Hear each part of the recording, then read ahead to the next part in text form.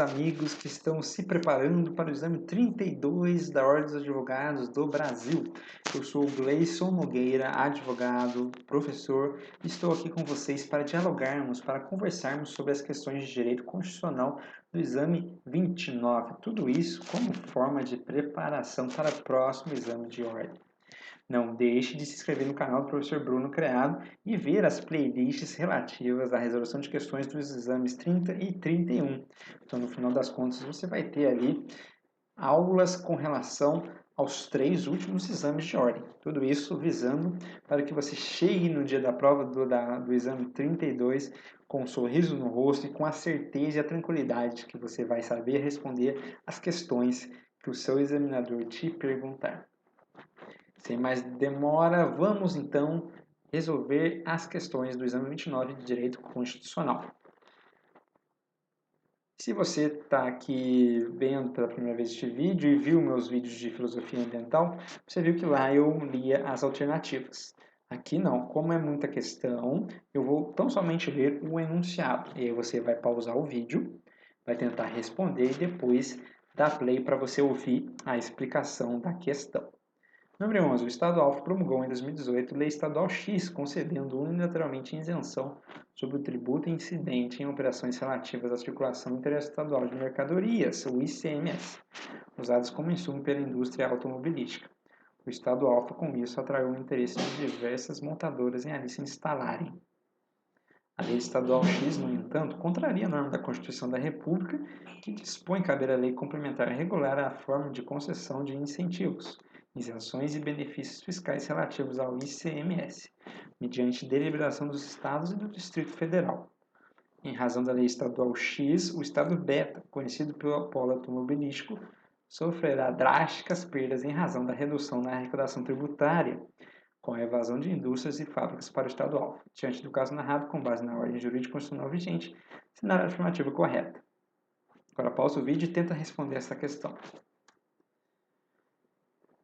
Agora que você já tentou responder, vamos ver qual a alternativa correta. A alternativa correta é a letra D. O governador do estado beta é legitimado ativo para propor ação direta de inconstitucionalidade em face da lei estadual X, a qual, mesmo sendo oriunda de ente federativo diverso, provoca evidentes reflexos na economia do estado beta. Por que isso? E é muito importante que vocês tenham em mente que não é só a Constituição que vocês têm que ler para a prova de direito constitucional, mas também as leis referentes ao controle concentrado de constitucionalidade e as leis dos remédios constitucionais.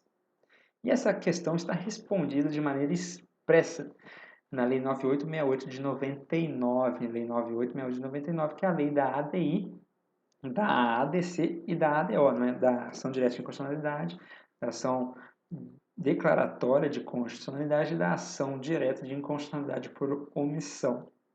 E o artigo 2º, inciso 5 da referida lei, vai nos trazer que o governador do Estado tem legitimidade para propor a ADI.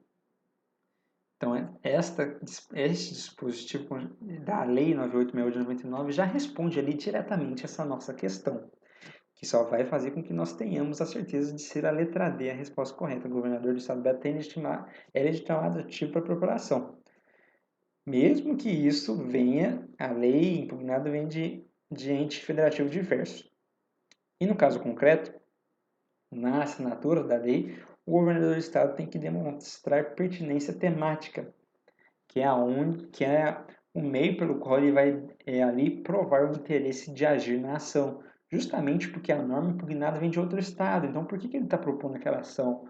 Não tem nada a ver com o estado dele. Então, ele tem que demonstrar que tem sim a ver com o estado dele. Isso se chama pertinência temática. Ele tem que demonstrar o interesse de agir por meio desta pertinência. Apesar de ele ser legitimado, tem este porém ali no que tange ao governador do estado. E aqui a questão demonstra bastante isso, porque é o governador do estado beta que está propondo a lei em face de lei do estado alfa. Não? Então, por que ele está propondo essa lei? Tem que demonstrar o interesse de agir.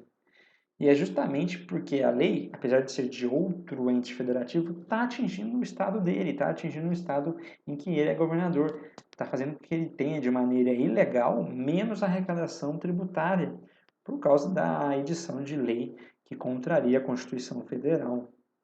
Então vamos ver por que as outras alternativas estão incorretas. O governador do estado não detém legitimidade ativa para propor da ação direta de constitucionalidade, em face da lei estadual X. A gente já viu que está errado, né? Uma vez que no âmbito estadual apenas a mesa da Assembleia Legislativa está no rol taxativo de legitimados. Não. De novo, leia o artigo 2º da Lei 9868 de 99, que você vai ver nos seus incisos todos os legitimados para propor ADI. B. A legitimidade do governador do Estado beta restringe-se à possibilidade de propor, perante o respectivo Tribunal de Justiça, representação de inconstitucionalidade de lei ou normativa estadual ou municipal em face da Constituição estadual. Isso não está errado, mas não quer dizer que o governador do Estado não possa propor ADI em âmbito federal, que é justamente o que a questão está querendo saber. O governador pode propor aquilo que é conhecido como ADI estadual? Pode. Essa ADI estadual, o nome técnico, o nome correto é representação de inconstitucionalidade. O governador propõe isso no Tribunal de Justiça respectivo do seu estado, né, do seu ente federativo, e vai ali estar impugnando uma lei, um ato normativo estadual ou municipal que contraria a Constituição do Estado. Se for a Constituição Federal, né, a gente viu que tem em regra a ADI federal, que é o caso do enunciado. E aí, no âmbito estadual, você tem a representação de inconstitucionalidade perante o TJ local com relação à lei ou ato normativo estadual ou municipal em face da Constituição estadual. Se for Constituição Federal, estaremos aqui tratando, então, de possibilidade de ADI federal, e aí é perante o Supremo Tribunal Federal, perante o STF. Letra C. A legitimidade ativa do governador para a ação direta de inconstitucionalidade vincula-se ao objeto da ação, pelo que deve haver pertinência da norma impugnada com os objetivos do autor da ação. Tá certo essa parte, mas aí vem depois o ponto e vírgula. Logo, não podem impugnar ato normativo oriundo de outro estado. Não faz sentido, né? Se ele pode demonstrar pertinência temática, é porque ele pode impugnar ato de qualquer outro ente da federação, né? Então a C ficou meio incoerente. Então é a letra D, correto, artigo 2º, inciso 5, Lei 9868 de 99. Vamos aqui à questão número 12. Deputado federal X, defensor de posições políticas estatizantes, convencido de que seria muito lucrativo o fato de o Estado passar a explorar ele próprias atividades econômicas, pretende propor projeto de lei que viabiliza a criação de diversas empresas públicas. Esses entes teriam como único pressuposto para sua criação a possibilidade de alcançar alto grau de rentabilidade. Com isso, seria legalmente inviável a criação de empresas públicas deficitárias. Antes de submeter o projeto de lei à Câmara, o deputado federal X consulta seus assistentes jurídicos, ou seja, vocês aí, examinando-os, que, analisando a proposta, informam-se corretamente que seu projeto é o quê? Pausa, tenta responder. Agora que você já apertou o play, vamos ver a alternativa correta. O projeto de lei é inconstitucional, letra C, pois a exploração direta da atividade econômica pelo Estado só será permitida quando necessária a segurança nacional ou caracterizado um relevante interesse nacional. Isso, meus queridos amigos, é disposição expressa da Constituição. E Gleison, onde é que está isso? Está lá no artigo 173, caput da CF. Artigo 173, caput da CF.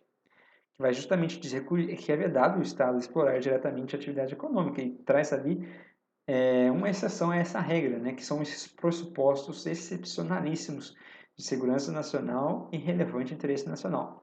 Então, como regra, o Estado não pode, de maneira direta, explorar a atividade econômica.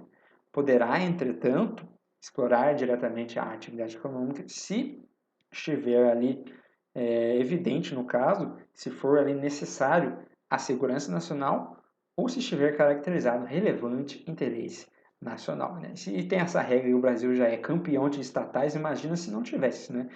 Teria ali uma estatal em cada esquina.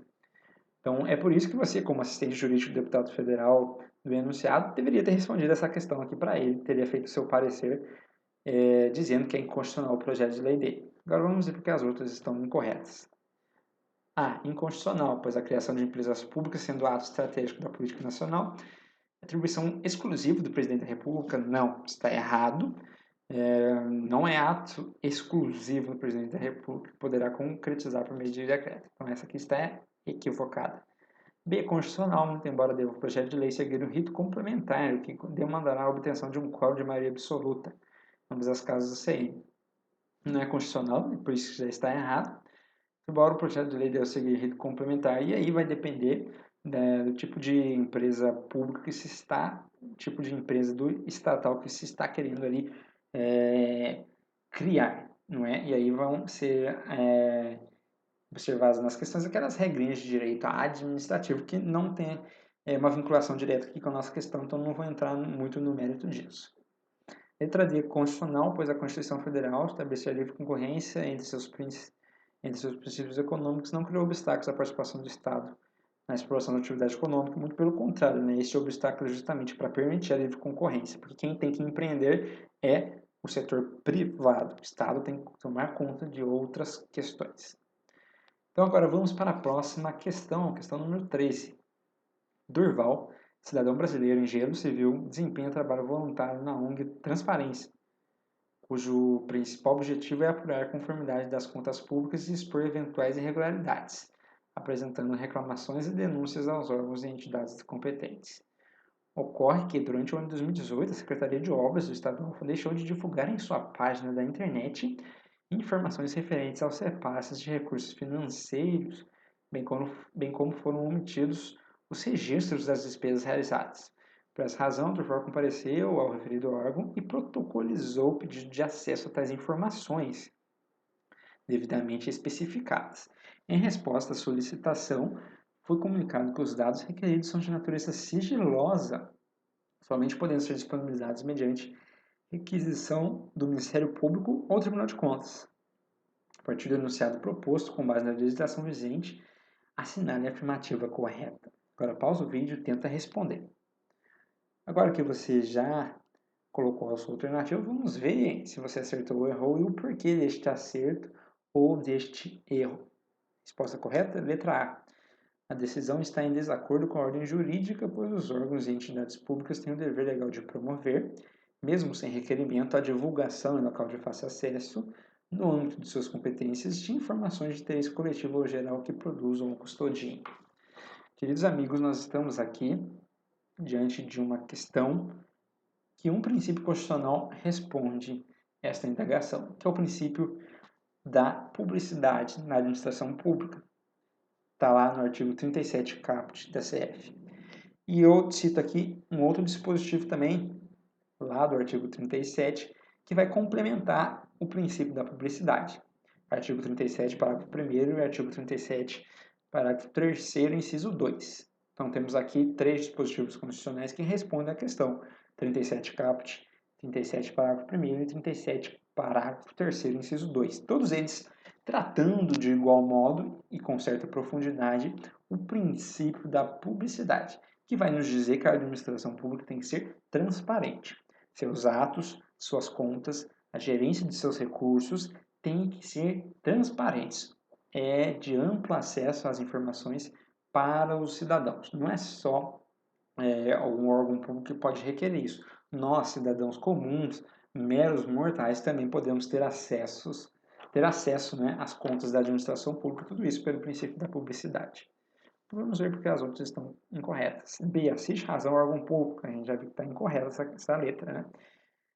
No que concerne, então, somente ao sigilo das informações relativas aos repasses de recursos financeiros, sendo imprescindível a requisição do Ministério Público ou do Tribunal de Contas para acessar tais dados. Não, muito pelo contrário, é justamente para ver como que está sendo o repasse de recurso financeiro que o cidadão tem que ter acesso a esses dados, né? E não é necessário para o cidadão ter acesso a isso a requisição do Ministério Público ou do Tribunal de Contas, né? Como eu disse, nós, meros mortais, por nós mesmos podemos ir e requerer estes dados, essas informações. C. Você vai falar mais ou menos a mesma coisa de cima, só que ao invés de recurso financeiro vai estar lá, registro das despesas realizadas, sendo imprescindível que a requisição do MP e o Tribunal de Contas. Né? Está errado também, né? É justamente que, por conta de se tratar de despesa de administração pública e, portanto, de gerência de recurso financeiro como um todo, né, como a letra B, que o cidadão tem direito de ter acesso a estes dados. Né? Então, está completamente equivocado. D. Assiste razão ao órgão público, tá vendo? Tudo assiste razão. No que concerne ao sigilo, tais dados apenas poderiam ser pessoalmente postulados por Durval, caso tivesse devidamente assistido por advogado. Não, não. é o direito de petição aos órgãos públicos, né, o direito de se acessar dados aos órgãos públicos de maneira administrativa, né, ah, não requer a assistência por advogado, tá bem? Então, se você precisa ir num órgão público pedir alguma informação, não necessariamente você tem que ter advogado. Você pode, como cidadão, ir lá e diretamente pedir isso ao órgão público. Tá joia? Você, como é o caso do Durval, que é uma informação e não precisa estar acompanhado de advogado. Não é ato privativo de advogado esta questão de direito que você tem de pedir algo ao poder público na esfera administrativa. Então vamos agora à questão número 14. Diretor da Unidade Prisional de Segurança Máxima, ABC, expede portaria vedando, no âmbito da referida entidade de internação coletiva, quaisquer práticas de cunho religioso, direcionadas aos presos, apresentando como motivo para tal ato a necessidade de a administração pública ser laica. A partir da situação hipotética narrada, assinale a afirmativa correta. Questão bem interessante, pausa, tenta responder. Agora que você tentou, vamos ver se você acertou ou se errou essa questão de número 14. A alternativa correta é a alternativa C. A Constituição da República de 88 dispõe que, nos termos da lei, é assegurada assistência religiosa nas entidades civis e militares de internação coletiva, de modo que a portaria expedida pelo diretor viola direito fundamental dos internos. E isso, meus queridos amigos, é letra clara, expressa, inequívoca, cristalina da Constituição. Está lá, expressamente previsto no artigo 5º, inciso 7. Artigo 5º, inciso 7 da CF, este direito fundamental que nós temos, né, que é da assistência religiosa nas internações coletivas, sejam elas internações em entidades civis ou militares. Não pode proibir assistência religiosa nessas internações coletivas, não pode. E isso é justamente o Estado laico, né? O diretor do presídio aqui não sabe o que é Estado laico. Estado laico não significa proibição de culto, não significa aversão a culto, significa, na verdade, proteção de todos os cultos, né? Então, se você tem assistência religiosa, você deve ter assistência religiosa. É um direito fundamental do ser humano no Brasil. E aí, essa assistência religiosa tem que ser de toda e qualquer religião, né? Não pode se permitir este direito só com relação a uma religião, não. E isso é justamente o Estado laico, né? Que você tem assistência religiosa de todas as religiões, a depender ali da pessoa que está requerendo esta ajuda de cunho espiritual. Então vamos ver porque as outras estão incorretas. A motivação do ato administrativo encontrei equivocada, ok, uma vez que o preâmbulo da Constituição faz expressa menção à proteção de Deus. Não. Faz sim expressa menção, não é o preâmbulo, mas o preâmbulo não é ato vinculante. O preâmbulo é só uma apresentaçãozinha, né? Uma apresentação de cunho justo filosófico, de cunho político. Não é regra de vinculação expressa, de vinculação direta. Também assegurando aos entes federados ampla liberdade para estabelecer e subvencionar cursos religiosos e igrejas. Não, né? B. Ato expedido pelo diretor encontra plena correspondência com a ordem constitucional brasileira. Está errado já, né? A qual veda aos entes federados estabelecer cultos religiosos ou igrejas, subvencionados ou firmar qualquer espécie de colaboração entre eles. Sim, isso é proibido, né? Mas não quer dizer que você proíba a assistência religiosa, né? Pelo contrário, né? O Estado laico significa que você vai ter uma proteção aos cultos, a todas as religiões, não é? E todos aqueles que se encontram em internação coletiva têm o direito fundamental a essa assistência espiritual transcendental. E a D. Inexiste incompatibilidade entre a portaria e a Constituição da República de 88, uma vez que a liberdade religiosa apenas se apresenta no ensino confessional, não ministrado em caráter facultativo nos estabelecimentos públicos e privados de ensino. Então, veja que, né, não tem nada aqui falando de ensino confessional, não tem nada a ver falando de educação aqui, né? O direito fundamental aqui em questão não é a educação, é a assistência religiosa. Então, a AD não fala nada com relação à nossa questão aqui. Então, vocês viram, né, que a letra A fala que a motivação está equivocada, ok, mas fala ali do preâmbulo, que é a parte errada da alternativa. E aí você tem todas as outras alternativas que estão meio a meio certas e meio a meio erradas, né? Basicamente isso. até chegarmos à letra C, que está completamente correta. Então, para sintetizar, artigo 5º, inciso 7, assistência religiosa em internações coletivas, direito fundamental. Vamos aqui à questão de número 15. Antes de ler o enunciado, pausa o vídeo, curta, compartilhe com seus amigos, se inscreva no canal do Professor Bruno e ative o sininho para você ser notificado de todo o material que estamos preparando para o exame 32 e para os demais exames que virão a ser realizados.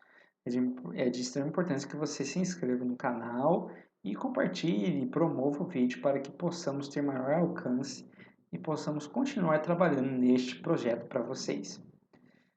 Agora, vamos aqui ler então. Se você já curtiu, já compartilhou, já se inscreveu, vamos ler aqui o enunciado de número 15. O senador João foi eleito presidente do Senado Federal.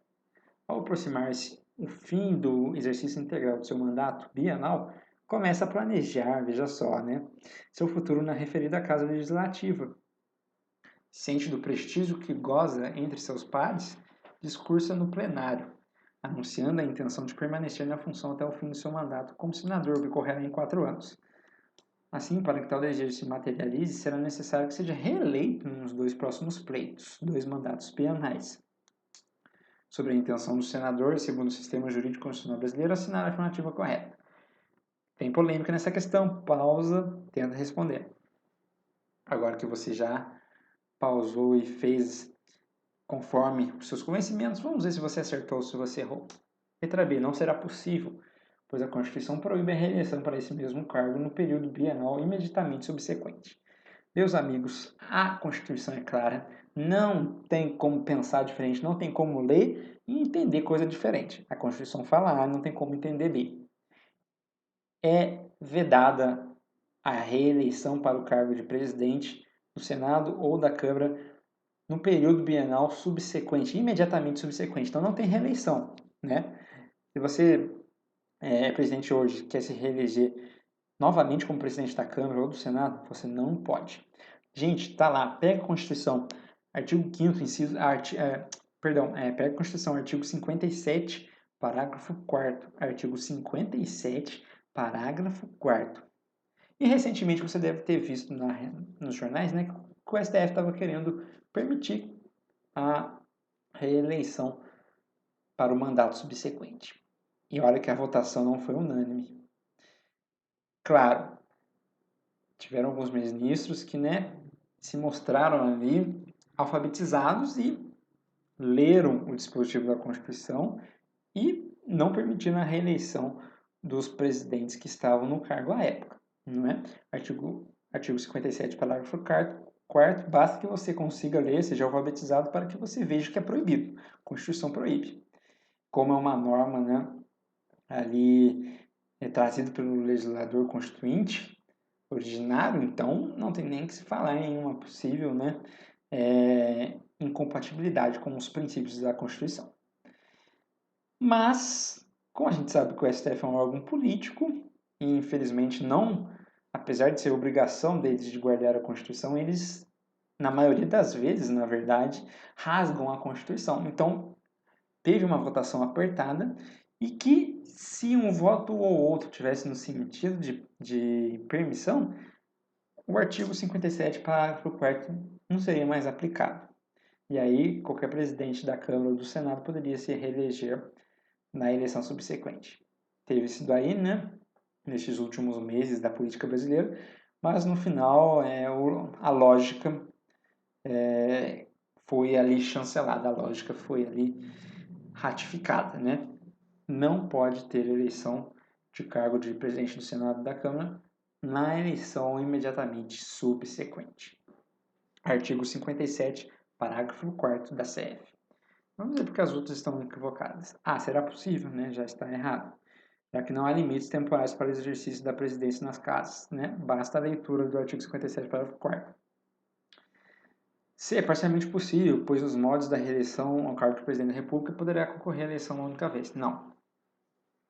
De novo, basta a leitura simples do artigo que você vai ver que a A e a C estão completamente equivocadas. D. Não é possível, pois o exercício da referida presidência inviabiliza a possibilidade de no futuro vir a exercê-la novamente. Não, né?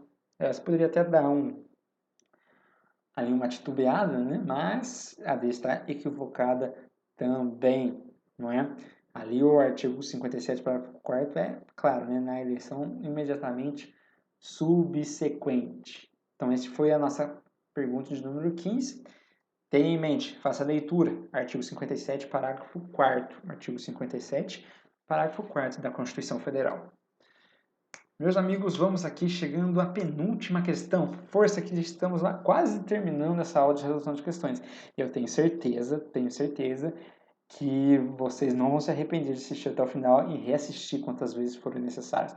Quando você estiver lá vendo a primeira pergunta constitucional, você vai lembrar de mim, vai lembrar de mim, do Gleison, falando sobre Constituição, falando sobre as leis, os remédios constitucionais, as leis, controle concentrado de constitucionalidade. Você vai ver minha carinha lá, falando, professor Gleison estava certo, professor Gleison me ajudou. Então, força, tá bom?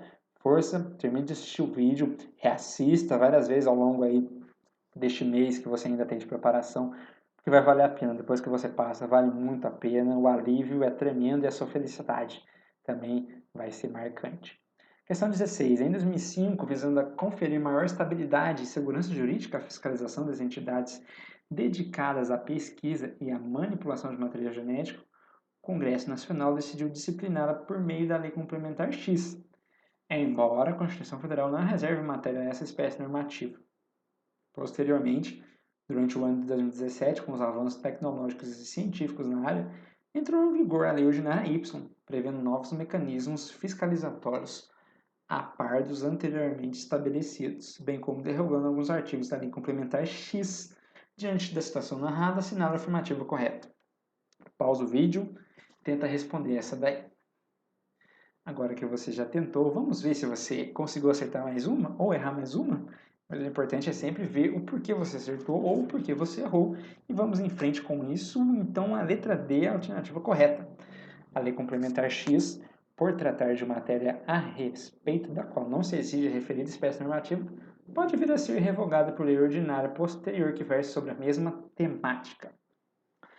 Queridos amigos, o que é importante a gente saber para responder essa questão? Lei complementar, se a Constituição prever que aquele tema tem que ser normatizado por lei complementar, só poderá ser revista, só poderá ser revogado por outra lei complementar. Agora, se a Constituição não fala nada, se a Constituição não fala que determinado tema, determinado direito tem que ser previsto por lei complementar, o legislador pode editar esta lei para tratar daquele tema, daquele direito, tanto pela lei ordinária ou, se ele quiser, lei complementar também, né? A regra é que ele vá para a lei de quórum mais fácil de ser aprovado, que é a lei ordinária. Mas se ele quiser fazer lei complementar, ele pode também. Se a Constituição não fala expressamente que tem que ser por lei complementar, fica a cargo ali do legislador escolher a ordinária, que é a mais lógica, né? Ou, mesmo que a Constituição não fale, ele pode também editar a lei complementar. Agora, para revogar lei complementar, se esta lei complementar for imposição da Constituição, então, vamos lá, tema X tem que ser por lei complementar, e aí o Congresso vai e edita a lei complementar, esta lei só pode ser revista, só pode ser alterada, só pode ser revogada por outra lei complementar. Não adianta.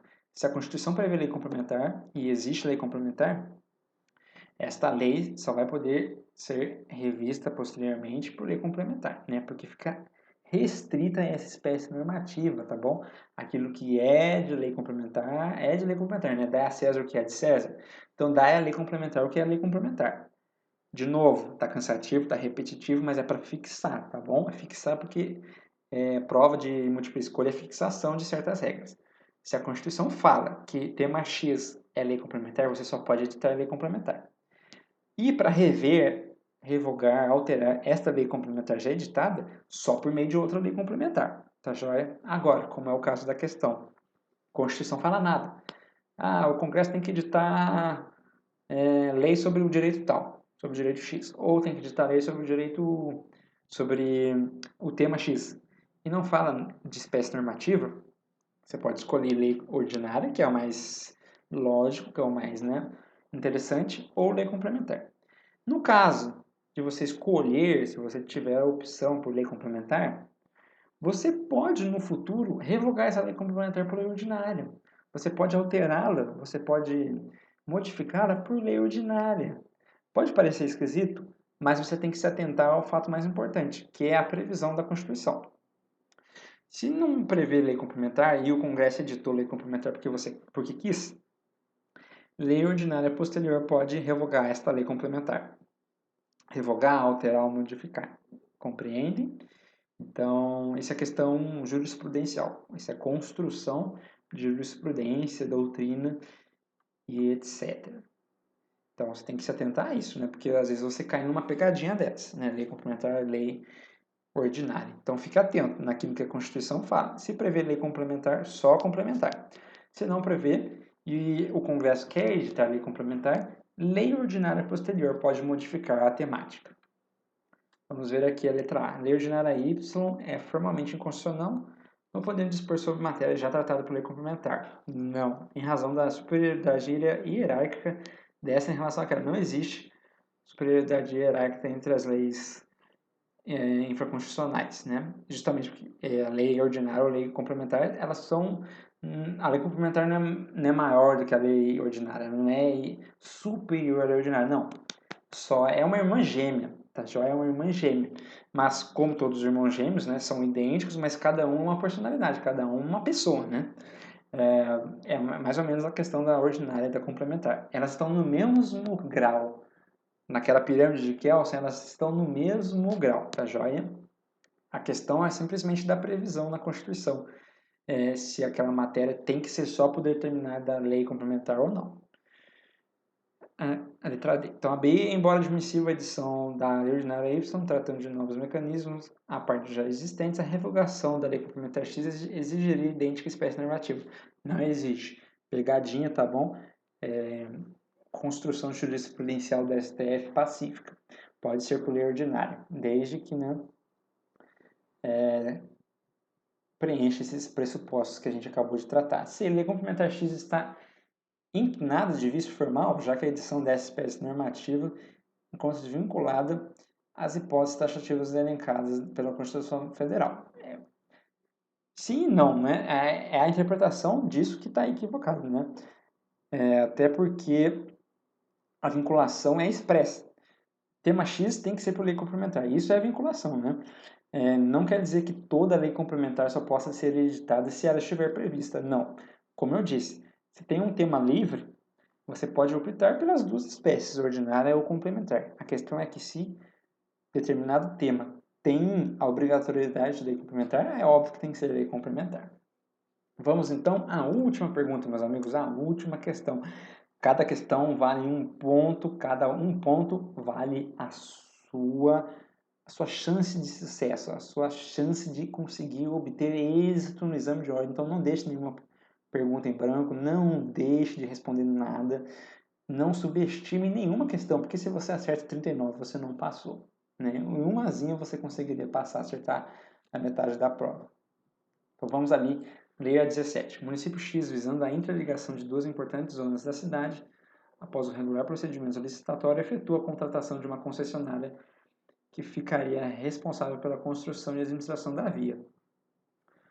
Ocorre que, em análise do projeto básico do empreendimento, constatou-se que a rodovia passaria em área de preservação ambiental e ensejaria graves danos ao ecossistema local. Com isso, antes mesmo de se iniciarem as obras, Arnaldo, cidadão brasileiro e vereador no exercício do mandato do município X, constitui advogado e ingressa com ação popular postulando a anulação da concessão.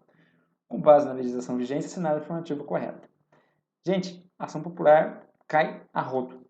Se você viu os outros vídeos, se você não viu, assista. Se você não viu, assista. Você vai ver que uma outra questão sempre vai ser ação popular e sempre a mesma coisa, legitimidade, etc e tal. Então, tenta acertar, tenta responder essa questão e depois aperta o play. Agora que você já fez a questão, você já fez a pergunta e colocou a sua alternativa, vamos ver se ela é a correta? Letra D. Caso Arnaldo desista da ação popular, o Ministério Público ou qualquer cidadão que esteja no gozo dos seus direitos políticos poderá prosseguir com a demanda.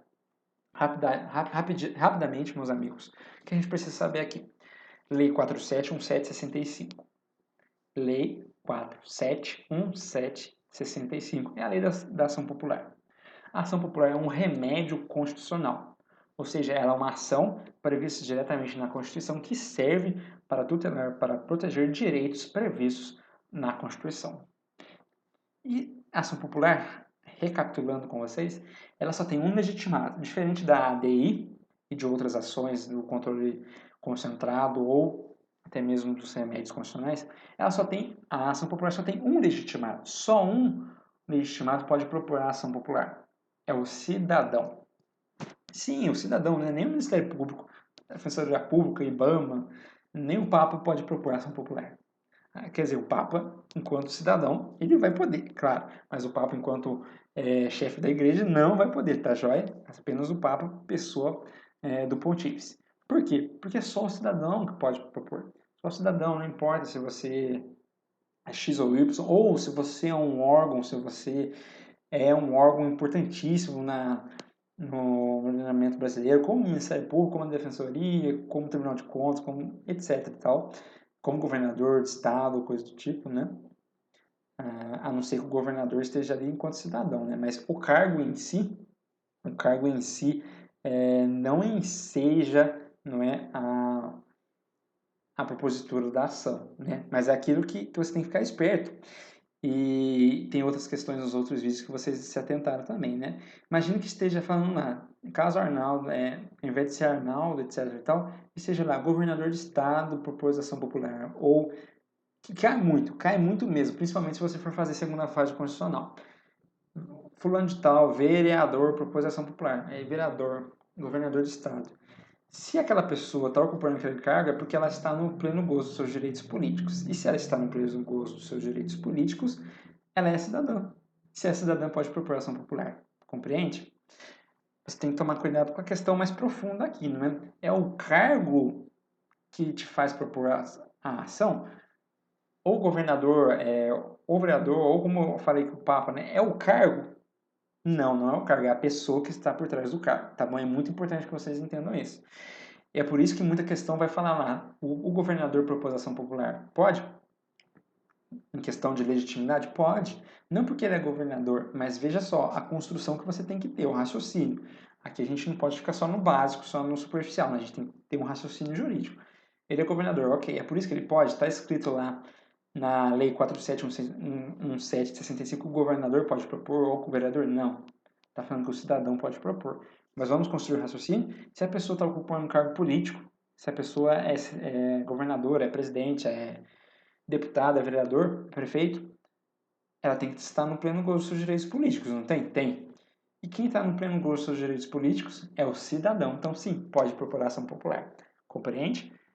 Essas pegadinhas que te fazem ali escorregar em determinada matéria.